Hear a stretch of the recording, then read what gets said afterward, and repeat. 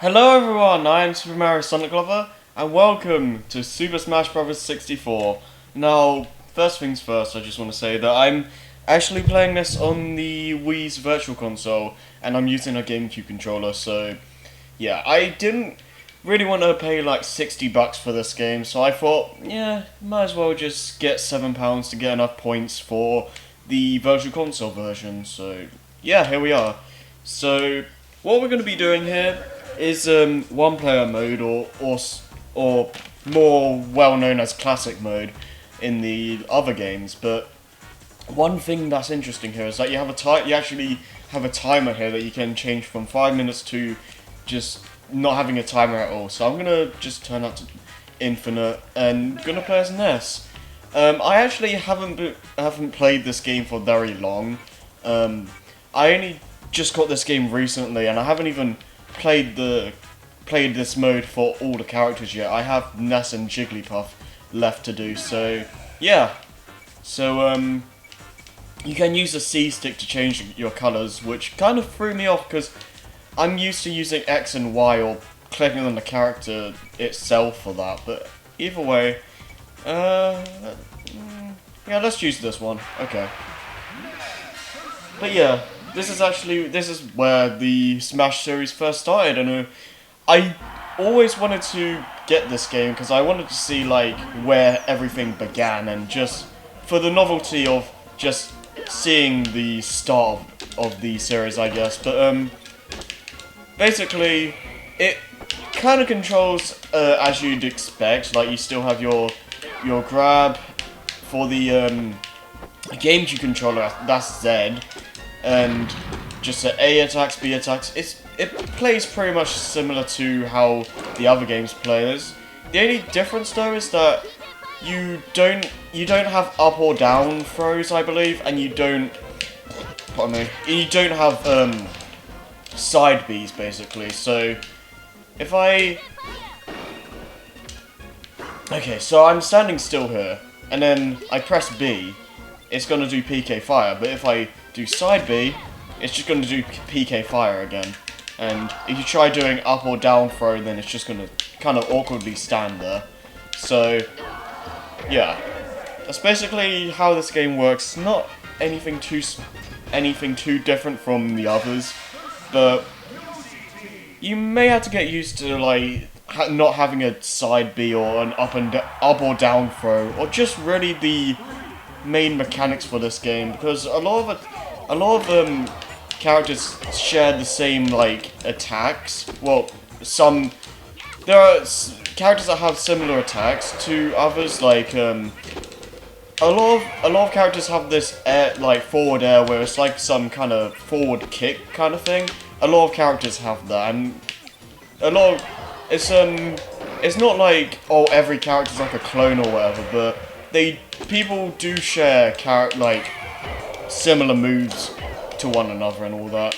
But yeah, you have your Star Rod, your basic weapons, and all that good stuff. But yeah, don't expect me to be like MLG Pro at this game, because I'm not terrible at this game, but I'm not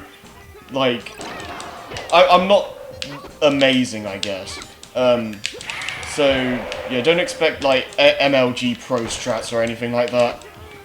But yeah, it's kind of weird that I'm doing this game as the last was it Smash Bros. Single player showcase. Like, you'd expect me to do this like first or whatever, but you know, better late than never, eh? Because I did want to show this game off eventually.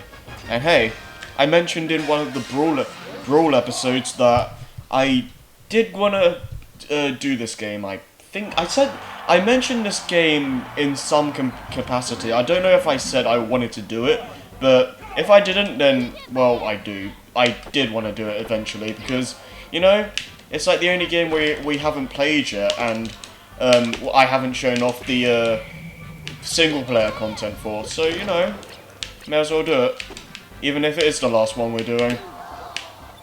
But yeah, Ness feels pretty similar, and you still have your PK Thunder and your Death. But yeah, I do like this game quite a bit. Like, it's definitely aged. Like, it's definitely the weakest of the series, but that goes without saying, really. Like, people that say like, oh, Smash, like, Brawl is the worst, really need to like calm down a bit, because it really isn't. Like, I like this game and I like Brawl, but you know, Smash 64 is definitely the weakest of the bunch, but that's just because it's the beginning. It's not that it's a bad game, it's just the start, really. Alright, let's see how I do with this, because I haven't actually tried this one before. What was it? I'm going to be showing off all the break the targets and the board the platforms mini-games, because just like in Melee, they are all different for all the characters, and that failed. Okay. That would have been so cool if I made that. But no, all of them are different for every character, so I'm going to be showing all those off. So, but what's interesting about this version of Classic Mode is that, unlike all the other games, it's in a fixed order, so you're always going to start with a fight against Link, and then you'll always go up against the Mario Brothers here, and you'll always have the Yoshi team, a giant Donkey Kong fight, etc, etc. So don't expect like anything to change, because it won't. It kind of makes sense though, because there's only 12 characters. You have 8 to start off, and then you get Jigglypuff, not Ganondorf, Captain Falcon, and what was it? Ness and Luigi for unlockables, and that's pretty much it. There's no other characters you can get. There's only one unlockable stage actually, which you get from playing all the other stages, and it's pretty standard stuff. Like, they didn't really go too crazy about this game. Like, it basically started off like how Smash works and all the main mechanics and whatnot, and Melee kind of just took the concept and went home with it, really, because like that game introduced so many new things, and then the rest is history, really. Like, we had that, and then the new games kind of just like introduce new characters and game modes, and kind of just expand upon what Melee brought to the table, you know. But you know, 64 does hold us. I don't want to say it holds a special place in my heart, because I barely even played it, but it definitely holds a special It holds a significant part of the Smash history, and without it, we wouldn't have the other games. So, you know, I'm kind of glad. I don't know, what am I trying to say here? But, dang it. It's like, it starts off kind of slow, kind of, like, there's not too much to do with 64, like, you have Classic Mode, and you really, like, well, you do have the target test and the board the platforms, but at the same time, that's also just, you can just do all those with by going through everyone's single player campaign. So there isn't too much single player content to do, and there's only like what? There's a decent amount of stages, but there's nowhere near as much as like the future games in the series. But it's a decent start, you know. It started like the basic idea for Smash, and the other games kind of went home with it and just went crazy. Alright. Also, two other things actually that I forgot to mention earlier. You can still dodge on the ground. You can only roll though. Like you can't like spot dodge, I think it's called. Like when you stand still and you do like a little dodge or whatever. You can't do that anymore. And you also can't do air dodges, and you also can't charge your smash attacks. So that's something I had to get used to when going to this game, but it's not anything too hard to get the hang of, really. It should only take a little bit of time. But yeah, like Melee with that game's Break the Targets, since these stages are like for a certain character, they always feel like they utilize the character's strengths and weaknesses to their advantages. So here's kind of it's kind of using Ness's like floaty jump to get up here and stuff like that. It's like they make these stages that and make them revolve around a character's abilities like they did in Melee. So I just kind of wish that we had it again in 4, but oh well.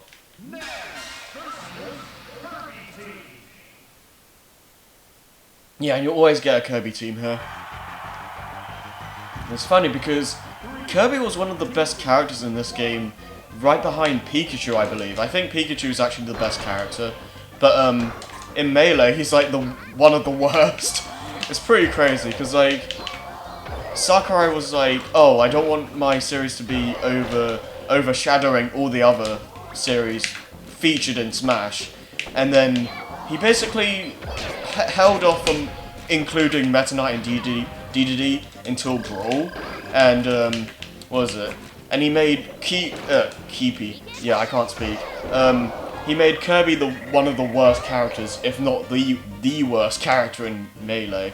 I still like him in Melee, but he's definitely not that good. But one thing, strategy for these team battles is just throw them. They almost always die. Yeah. But now that I have 64 though, it's gonna be very possible for me and a couple of friends to do that Smash series thing I mentioned in Brawl a while back, where we're gonna play through all the games, play all the stages, and basically just do all that good stuff. So yeah, now that I have this game, that actually can become a reality. But one thing I'm trying to work on is trying to get Project M. And if you don't know what that is, it's basically a Brawl mod that includes Melee physics and some returning characters like Roy and Mewtwo and all that. So, and also it brings in some new stages and whatnot, which is half the reason why I want to show it off. Another reason is because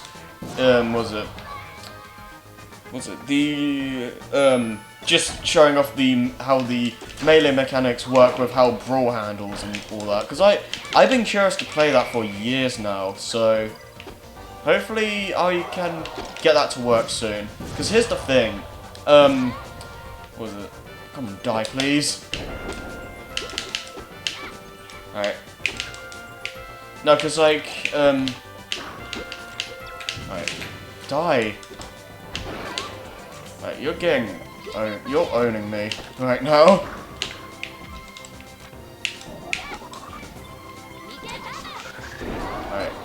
Alright. Okay. Yeah, like I said, I'm not the best. And I'm dead.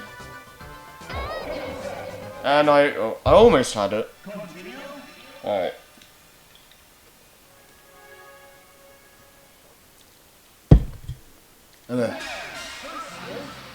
Okay, but as I was saying though, thing with Project M is that it doesn't have a power release, or a power version rather. So basically, what I have to do, is go onto the homebrew, download the homebrew channel, do all this other crazy stuff, just so I can get the NTSC version, so I can play Project M. Because if it did work on the power version, all I would have to do is download the Project M files onto an SD card, put it into the Wii, and then go into the custom stage and make sure there's no stages in there, and it will go straight to Project M. But considering how the power version doesn't have it, I have to do all this stupid just not really overcomplicated. It's not too hard to understand, but it's just kind of irritating. It's just kind of an irritating process, but hey, I did get the homebrew channel, and I made some progress with it, so I may as well go the extra mile, you know. And also, if I can manage to get this to work as well, it would give me a way to record the Kirby's Dream Land from Kirby's Dream Collection, because as you know, that was never released in Europe. So if I can just download the NTSC version of that, I should be good. I mean, like, if we didn't have region locking for the Wii, I wouldn't have to deal with all this, you know? But alas, it's just the way we have to deal with things, I guess. So hopefully I can get that to work, because I'd really like to do Dreamland, because I have that for my mini Weekend LP series or whatever, which will come back, don't worry. I'm facing the wrong way, dang it. Yeah, no, you ain't taunting on me, bruh. Alright. But, yeah, it's just... Let's just hope that I can actually get Project M and Dream Collection on the Wii through the homebrew and all that good stuff. But yeah, there's Race to the Finish here. Now the difference with this one though is that you kind of just keep going down floors and stuff, and you have 3 characters trying to chase you down, and they're basically the polygon version of characters. So you have, I think that's Samus, and you have Yoshi, I believe, that's chasing me. And you kind of just keep going down, you have little challenges that aren't really too difficult, you just kind of get away from them. And that's Pikachu. And we're done.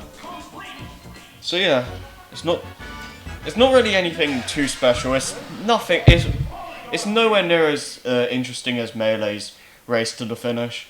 So, alright.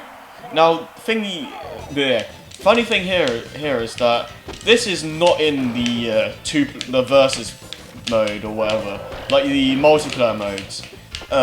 Basically, this is like it's closest to Battlefield you'll get in this game, but Battlefield is not in like versus matches or anything, and neither is Final Destination. Like you have the Final Destination kind of arena, but it's not called that. I don't even know if these stages have a name in this game. They're kind of just generic battle areas where you fight like teams and Master Hand and all that. So yeah, basic strategy, same strategy as before, just throw them. But there's a lot more enemies here than there was with the Team Yoshi and Kirby fights. So, and they also try to fight a bit better. Like they really aren't too good either way, but they do try to put up a better fight. Alright.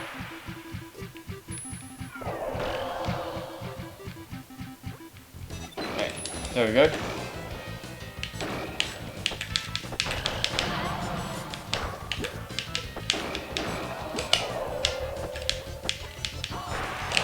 so we're almost there. Right. Ugh, come on, stop rolling.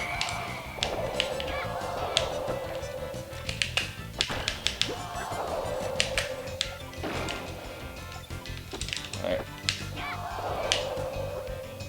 And Jigglypuff, you're going to die. Now, an interesting thing about this, though... Ah, sorry, I was drinking. Ah. But, no, an interesting thing about the fighting Polygon team is that even if you don't have the unlockable characters, they'll still pop up. Because I had, my first playthrough of this game had it so, though, I'm pretty sure that I saw Jigglypuff there, so... Yeah, it doesn't matter if you don't have all the characters, you'll still fight everyone, so... But yeah, this is Master Hand. You don't ever fight Crazy Hand in this game, he debuted in Melee, so you won't be seeing him. Oh, come on, really? But no, you won't see Crazy Hand. He plays somewhat similar to, what was it? His, Melee Brawl Smash 4 counterpart somewhat, in the sense that he has a lot of similar moves, like this missile thing right here, and I'm pretty sure he grabs you and slams the ground and stuff like that, and he also shoots those little missiles. He doesn't, I don't know, like, there are some moves that he doesn't have in the other games where he kind of just does this. It's not really effective. Yeah. He always has 300 HP, so if you're on easy, you're still gonna get that. And also in very hard and all that good stuff. So, he should be dead soon. Alright.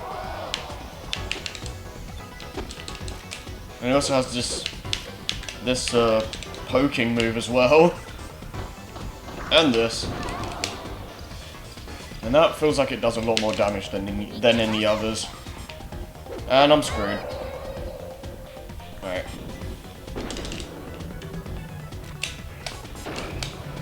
Alright.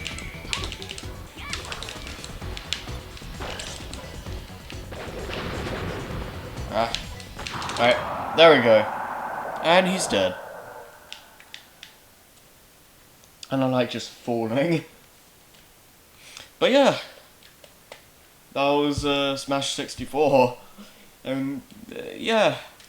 There isn't much else to say really. Like, you don't even have trophies to collect. You just have all the characters going through classic mode, and you're pretty much done after that, really. Like in terms of single player stuff. In terms of like multiplayer, yeah, you can be playing for hours just because Smash is just an addictive kind of concept in general, really. This ending credits is kind of similar to Melee in the sense that you shoot names and it shows what they've done for the game. So yeah, it's kind of interesting. It doesn't really have the same like feeling. Like it's not as exciting obviously as Melee because it actually went through areas and stuff. Here it's kind of just a black screen with names going around.